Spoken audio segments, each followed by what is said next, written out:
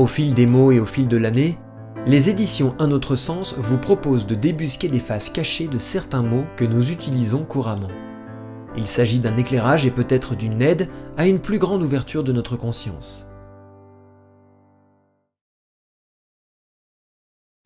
Qu'est-ce que la conscience?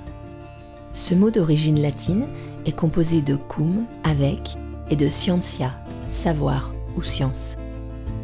La conscience, c'est donc avec le savoir, ou ce peut être la connaissance de soi. À quoi sert la conscience sinon à voir plus clair, à comprendre et à constater que tout est potentiellement déjà là, mais que nous l'ignorons, tout comme le germe enfermé dans sa graine n'a pas encore la conscience de son potentiel d'arbre. L'ouverture de conscience permet de sortir progressivement de l'ignorance. La conscience est ce qui se développe chez nous, qui est subtil, qu'on ne palpe pas. C'est une sorte d'éclairage qui s'intensifie à l'intérieur de nous à mesure de notre évolution et nous permet d'avoir de plus en plus accès à une compréhension de tel ou tel sujet. Il y a différents niveaux de conscience. D'abord, nous avons une conscience physique, puis en grandissant, une conscience de nos émotions et enfin, la conscience mentale utile à une bonne stratégie pour se faire plaisir et obtenir ce que nous voulons. Si tout cela nous convient, nous aurons à cœur d'entretenir ce niveau de conscience, celui de la personnalité. Si notre quête d'un mieux est plus forte, nous allons ouvrir notre conscience à des informations que nous n'avions pas perçues avant. Nous appellerons cela une expansion de conscience. Notre conscience, c'est l'évolution presque quotidienne de voir de plus en plus clair. D'ailleurs, qui dit conscience dit être au courant. Je suis conscient de quelque chose, je suis au courant de quelque chose. Mais le courant, c'est quoi? C'est l'électricité qui passe. D'où vient cette électricité? C'est exactement la même que celle qui nous maintient dans notre forme, qui maintient toutes nos particules ensemble. Sommes-nous conscients que ce phénomène électrique s'appelle la vie, l'énergie de vie qui nous anime en permanence, ou faisons-nous totalement abstraction de cette électricité? Sommes-nous une forme ou sommes-nous la vie qui anime cette forme? Suivant notre degré de conscience, nous choisirons la croyance qui va nous donner accès à ce qui nous arrange. Quoi qu'il en soit, si notre forme meurt, il nous reste la vie.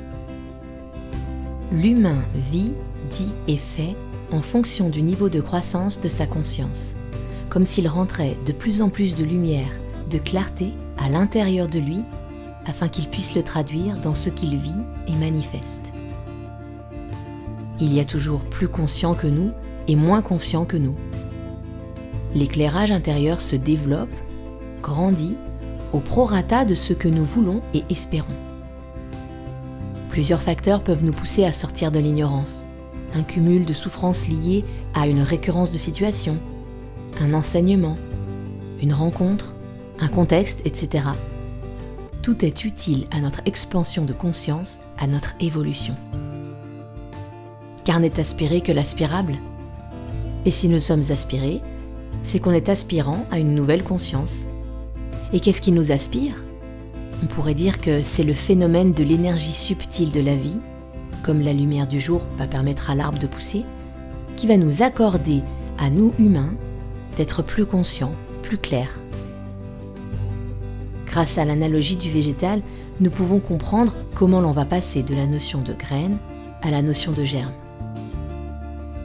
C'est le moment d'un énorme changement de conscience, moment qui nous fait passer d'une conscience de forme ou personnalité à une conscience d'âme.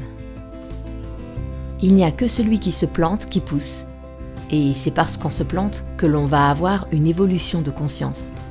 Il y a très peu d'êtres qui vont progresser dans leur conscience sans avoir été bousculés ou dérangés par un événement de la vie. Plus nous allons élever notre regard sur nous et le monde, plus nous allons accéder à une plus grande conscience et comprendre de plus en plus le sens de la vie. Par exemple, que la vie a ses lois inéluctables ou que l'autre est une partie de nous-mêmes puisque nous sommes tous animés par la même source de vie, tout comme les arbres captent la même lumière du jour.